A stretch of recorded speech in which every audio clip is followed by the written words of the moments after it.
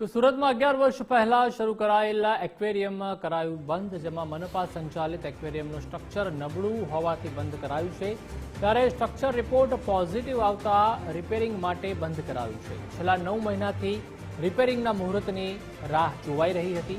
ત્યારે 9 મહિના વીત્યા છતાં ટેન્ડર બહાર પાડવામાં પણ આળસ રાખવામાં આવી છે।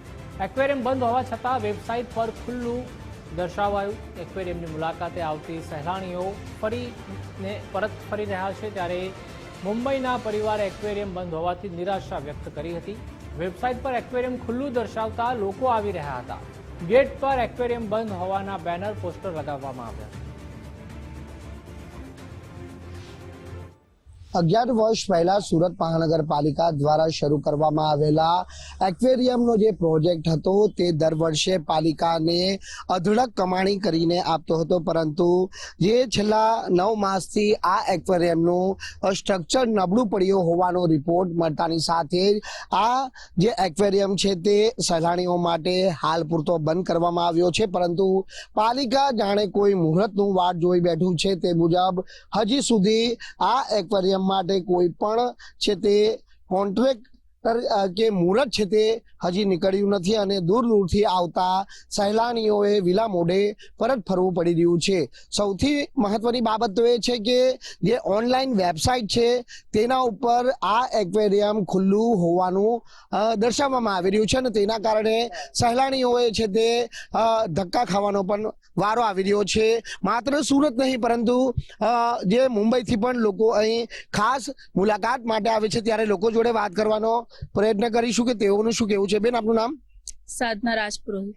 શું કહેશો, કઈ રીતે અહીંથી હવે પરત જવું પડી ગયું છે? એકચ્યુઅલી અમે લોકો કાલથી સર્ચ કરીએ છીએ। આ અમારા સિસ્ટર છે, મુંબઈથી આવ્યા છે। કાલથી અહીંયાથી સુરતની લોકેશન શેર કરતા હતા ક્યાં ક્યાં ફરવાની જગ્યા છે એમ। અમે લોકો વેસુ જઈ આવ્યા છે, શ્યામ મંદિર, એના પછી આ ડિસાઈડ કર્યું, પણ અહીંયા આવીને બંધ બતાવે છે અને ઓનલાઈન કાલે ચેક કર્યું તો ચાલુ બતાવતું હતું। તો એટલીસ્ટ રિસ્પોન્સિબિલિટી છે એમની કે અગર બંધ છે તો ઓનલાઈન તમે લોકો અપડેટ કરો। એ લોકોએ અપડેટ નથી કર્યું, અહીંયા આવ્યા, અમે લોકો ધક્કો ખાધો, હવે રિટર્ન જવું પડશે। પણ કોઈ જિમ્મેદારી નથી કે કઈ રીતનું થવું જોઈએ કામકાજ। હવે અમારો પાસે ઓપ્શન નથી, અમારે ડિસાઈડ કરવું પડશે અહીંયા બેસીને કે ક્યાં જવું છે। ટાઈમ વેસ્ટ થશે તે અલગ। અને અમારા બેન છે જે મુંબઈથી આવ્યા છે। कितने एक्साइटेड थे यहाँ आने के लिए? हम तो बहुत एक्साइटेड थे। हम लोग श्याम मंदिर जाके आए, फिर हमने सोचा कि इधर एक्वेरियम में आ जाते हैं दर्शन करने के लिए, चेक करने के लिए। तो हम लोग आए। हम लोग सूरत में भी देख लेते, बॉम्बे में तो देखा हुआ है। तो सूरत में एक्चुअली ऑनलाइन तो चालू बता रहा है पर अभी बंद बता रहा है, तो हमें प्रॉब्लम हो रही है ना। बाड़ाओ पण अपनी जोड़े उपस्थित है। बेटा, आपका नाम? नव्या राजपुरोहित। बताइए, कितने एक्साइटेड थे यहाँ आने के लिए? बहुत थे एक्साइटेड, पर वो सब एक्साइटेडमेंट चली गई इधर आके।